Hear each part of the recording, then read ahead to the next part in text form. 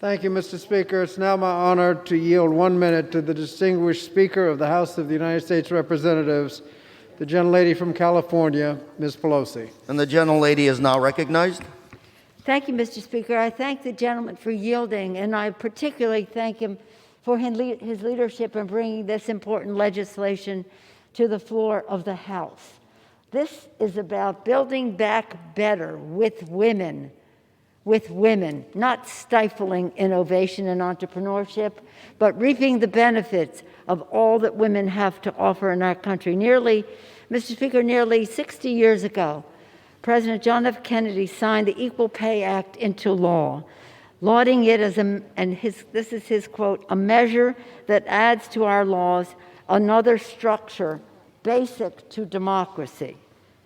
Today, I rise in support of a similarly momentous measure for our democracy, the Paycheck Fairness Act, which will strengthen that law and reaffirm this pledge: equal work deserves equal pay. We all salute Chairwoman Rosa DeLauro, the guardian angel of this legislation, and so much of what Democrats' works are on behalf of women and families.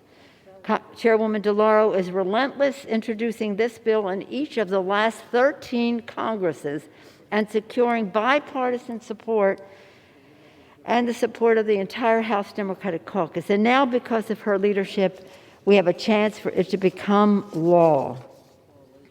Many of us, with Chair DeLauro at the helm, helped lead the charge for equal pay for many years now. 12 years ago, House Democrats passed the Lilly Ledbetter Fair Pay Act to protect women's right to challenge unfair pay in the courts. We are proud that President Obama made this bill the first bill that he signed into law. You talked about it earlier, Mr. Chairman. Exactly 10 years later, when Democrats retook the majority, we were honored to stand with Lilly Ledbetter, that courageous woman, as we took another step forward for pay equity by again introducing Congresswoman DeLauro's bill, the Paycheck Fairness Act. And today in the House, Congress led by over 120 women in the House, with an administration led by President Biden, a long-term champion of women, and the first woman Vice President, Kamala Harris, and with a record number of women in the cabinet. Those are great advances for women. We will pass this landmark bill once more, send it to the Senate, and then hopefully for President Biden to sign into law. Okay, so I'm a mother of 4 daughters. I don't know anybody who has a daughter, a wife, a sister, a mother, who can say to them, "You're not worth it. Your time is not worth the time of your brother, your father, your whoever else." What father, brother, or son would not want the women in their lives to have equal pay? Sadly, equal pay is not yet a reality in America. Nearly 6 decades after the passage of the Equal Pay Act, women working full-time year-round are paid only 82 cents for every dollar paid to men. And for women of color, the disparity is even greater. It's almost sinful. 63 cents for Black women, Native Hawaiian, Pacific Islander, American Indian, and Alaskan Native women, 60 cents. Latinas making just 55 cents for every dollar for the same pay as men. Equal work, equal hours, equal efforts, but not equal pay.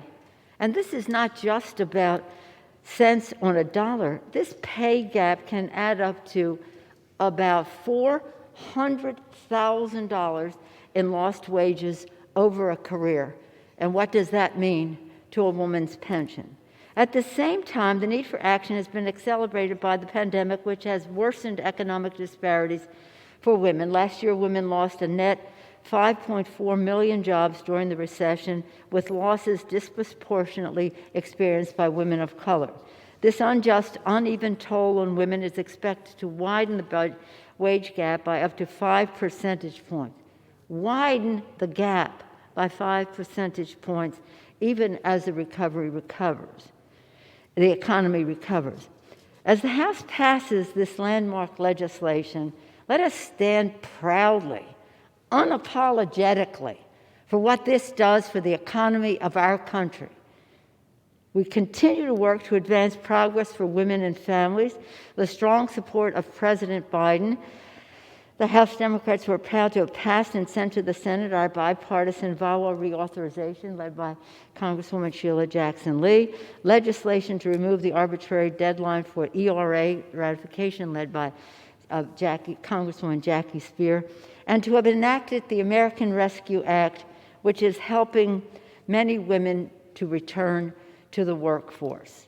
And we will continue this drumbeat of action, ensuring that the Senate passes the Paycheck Fairness Act and advancing legislation to strengthen women's access to child care, health care, workplace safety, and more. And as we move forward to build back better, President Biden's alliterative phrase for how we have job creation in our country, we can only build back better if women are central to that effort. Advancing an economy in a country that works for all of the people in America, very important to America's families and America's children. And with that, I urge a strong and hopefully bipartisan vote on H.R. 7, the Paycheck Fairness Act. Fairness is an all-American quality.